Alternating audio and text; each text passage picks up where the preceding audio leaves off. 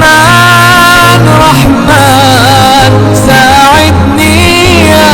رحمن اشرح صدري قرآن. السلام عليكم ورحمة الله وبركاته. داوديال ميل والبد عالمka ka joogtaan ku soo dhawaada kanaalka Regal Media. maanta mowduuca aynu ka hadli doonaa waxa uu ku saabsan yahay sidii aad u guuleysan lahayd noloshaada adduunyada iyo taakhiro. runtii mowduucu waa mowduuc aad iyo aad u guda balaaran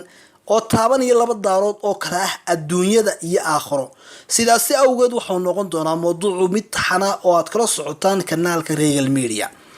haddaba mowduucan waxaan igula wadaagi doonaa tallaabooyin cidii ku tallaabsata ay adduunyadooda iyo aakhiraba ay guul gaariso. hore aynu socon haddaba mowduuceena guushu ma aha sidii dabayshii mar iyo laba ku soo maro oo aad oxygen haan aad u qaadanaysid ama aragti cadceedad oo maalin kugu dhacda fallaaraheedu kadibna aad guul gaarisid. bal laakiinse waa midho dhadhan macaan oo dheef wanaagsan kuwaas oo ku jira xeer xayndaab adag. xeradaas waxa ilaalinaya caqabadaha ka horeeya guusha adduunyada iyo aakhiro. caqabadahaasna uma ogolaadaan ninna gudagalka xeradaas iyo gurashada midhaha wanaagsan ugumana fasaxaan qofna garasho itaal muquurin iyo qabqableyn. bal waxa gudaha u dhaafo oo kale ninka la yimaada fal kasta oo ay tixgeliyaan oo ah karti geesinimo iyo go'aan adag oo ay la dhacaan iyo ficil walba oo soo jiita gaarayaashaas. qof kasto haddaba guul raadiya ah waxa la gudboon inuu la yimaado tokonaan aragtiyadeed adkaysi iyo dadaal dheriya. haddii aynu sharxaad kooban ka bixinana guushu waxay tahay guushu horta waxaad ka cabsanaysid oo aad ka nabadgeshid iyo waxaad doonaysid oo aad heshid.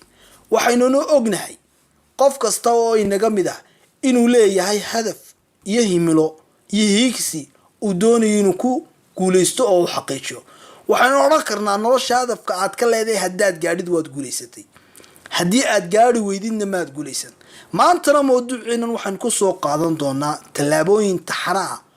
inoo noqon doona markaynu eegno sida mowduucu u guda balaaran yahay inagoo weliba soo koobina tallaabooyinkaas kuwaas oo aynu ka dhigi doono ilaa 10 mirir ilaa 14 mirir inta u dhaxaysa. mowduucana tallaabooyinkaas aad guusha ku gaarsid baan kula wadaagi doonaa. haddaba qodobka koobaad ee caawa ugu horeeya barnaamijkeena waxa weeyaan salaada. salaadu waa tiirka labaad ee arkaanu islaamka. waa xiriirka ilaahay subxaanahu wa tacaala u dhaxeeyay addoonkiisa. waxaanu nabi maxamed sallallahu alayhi wasallam inoo tilmaamay inuu islaamku ku dhisan yahay 5 tiir. tiirka koobaad inuu yahay wax la aamino inuu ilaahay subxaanahu wa tacaala yahay kali nabi maxamedna uu yahay rasuulkiisi sallallahu alayhi wasallam. shahaadadu haddaba waa shay qalbiga gala laakiin see u baahan camal. camalka koobaad ee ugu horeeya waa salaada. marka koobaad eed shahaadanayso waxaad leedahay ilaahay subxaanahu wa tacaala waan ku hoggaansamay oo waan ku aqbalay. haddaba inaad ilaahay subxaanahu wa tacaala u hoggaansatay iyo in kale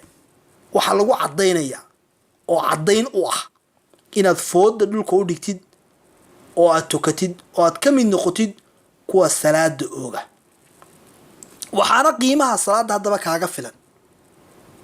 salaada in ilaahay subxaanahu wa tacaala uu ku tilmaamay qur-aanka 9 meelood oo kamid ah. nabi maxamedna sallallahu alayhi wasallam wuxuu yidhi arrinka islaamnimada ugu horeeya waa salaada. waajibaadka kalena isagoo nabigu isagoo dhulka jooga ayaa la faray. laakiin salaada markii la faray waxa la geeyay fooq 7 samaawaat markaas loo soo dhiibay nabiga sallallahu alayhi wasallam oo la faray. qiimaha inta lag beeladay maamuuska inta lag waxaana lagu kala saaraa haddaba salaada muuminka iyo gaalka. sidoo kale waxa lagu kala saaraa muuminiinta dhexdooda kuwa muuminiinta iska sheeganaya oo munaafiqiinta salaadoodu waa nooc. muuminka iska caadiga salaadiisu waa nooc. muuminiinta korayse ah sida nabiyada saabiquuna bil khayraat ku ah salaadoodu waa nooc. ilaahayna subxaanahu wa tacaala qur-aanka waxa uu ku tilmaamayaa markii la sifeynayay saxaabada sifooyinka ugu waaweyn ilaahay subxaanahu wa tacaala ku tilmaamaya waxa kamid ah muslimiintu waa qaar gaalada iska dhiciya dhexdoodana isku naxariista. waxaanaad arkaysaa iyaga oo sujuudsan oo tukanaya. bimacnaa sujuud waa halka ugu qiimaha badan ee salaada weeyaan. waa iyaga oo tukanaya arkaysaa. waxaanu ilaahay subxaanahu wa tacaala qur-aanku ku tilmaamayaa sifooyin ah dadka guuleystay. tolo sifooyinkaas waa maxay sifooyinka ilaahay subxaanahu wa tacaala ilaahay subxaanahu wa tacaala ilaahay xumaan ka oofanay waxa uu leeyahay waxa liibaanay muuminiinta qad aflaxa almuuminuun aladiina hum fii salaatihim khaashicuun waa kuwa salaadooda ku khushuucsan muuminiinta salaadooda ku khushuucsan halkaa waxaad ka garanaysaa ilaahay subxaanahu wa tacaala waa xakiim waa xikmad badane waa cilmi badane cid ka khabiirsan ma jirta ilaahay wuxuu inoo tilmaamayaa in kuwa salaadooda ku khushuuca inay ka mid yihiin kuwa guulaystay sidaa awgeed waxa halkaasi kelmadaasi noo koobsanaysaa haddii aad salaada ilaalisid inaad noqonaysid adduunya aakharaba kuwa guulaystay haddaba waxaa lagu soo gabagabaynayaa sifooyinkaa dadka guulaystay waa kuwa salaadooda xifdiya sidee talo u xifdiyaan xifdintu waxa weeyaan waa inaad khushuucdeeda salaadeeda ilaalisaa waa inaad weysadeeda ilaalisaa waa inaad arkaanteeda iyo waajibaadkeeda iyo sunnayaasheeda ilaalisaa salaadana qiimaheeda waxa kugu filan in ilaahay subxaanahu wa tacaala oo nebi ammaanaya nebiyullahi ismaaciil weeyaane waxa uu ahaa mid fara ehelkiisa buu ilaahay subxaanahu wa tacaala leeyahay salaada wa kaana nabiyullahi ismaaciil yaamuru ahlahu bisalaa wa sakaa salaada iyo sakada ayuu nabiyullahi ismaaciil ehelkiisa fari jiray haddaba sharfid iyo maamusid iyo guul waxa kugu filan nabiyullaahi ibraahim waa nabiyullaahi ibraahim hadda calayhi salaam oo ka mid ah ulul casmiga shanta rusul ee ugu horeeya rususha bacda nabiyullaahi maxamed ugu horeeya waa stariskeena iyo xidigaheena inagu aynu xaqiiqsannahay in ay liibaaneen adduun iyo aakhiro laa shaka waa ninka ugu mudan nabiyullaahi aadam wuxuu dhalay ka labaad nabiyullaahi ibraahim calayhi salaam waxa uu ilaahay subxaanahu wa tacaala weydiisanayaa inuu ka mid dhigo bal u fiirsa halkaa inuu ka mid dhigo kuwa salaada ooga isaga iyo ehelkiisu haddaba haddaanu ogeyn qiimaha ay leedahay salaadu isagoo ah nebi haddana rasuul muu weydiisan lahayn ilaahay subxaanahu wa tacaala inuu ka mid dhigo kuwa salaada ooga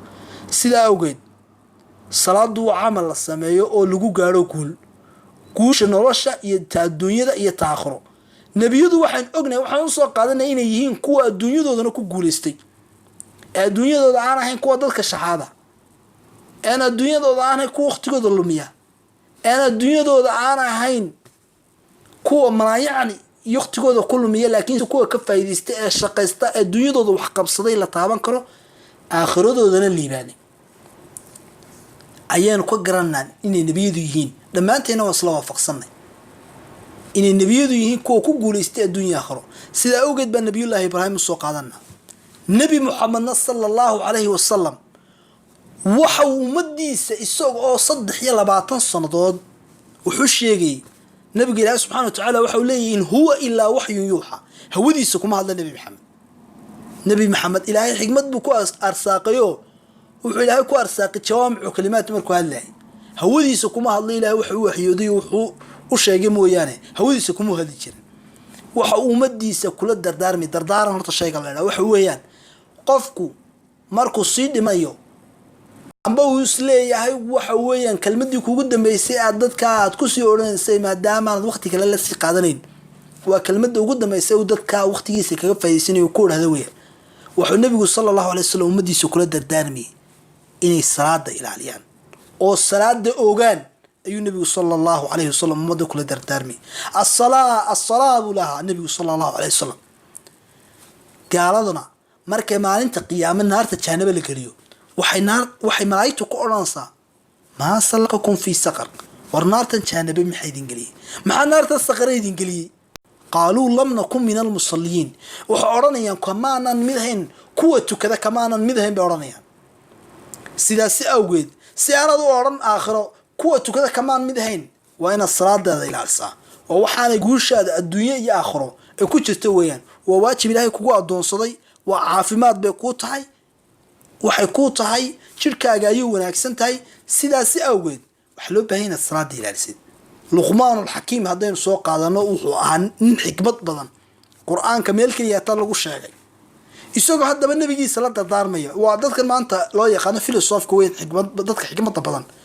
ayuu ninkiisa wuxuu ku yiri yaa bunayya la tushrik billah inan kaygiyo ilaahay subhanahu wa ta'ala haw shirki yeelin shirkigu waxaan ognahay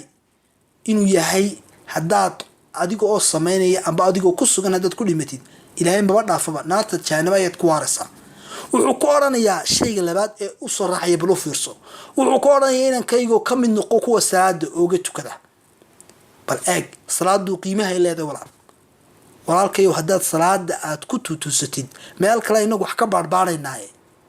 adduunya aakhiradaada labadaba waad liibaanaysaa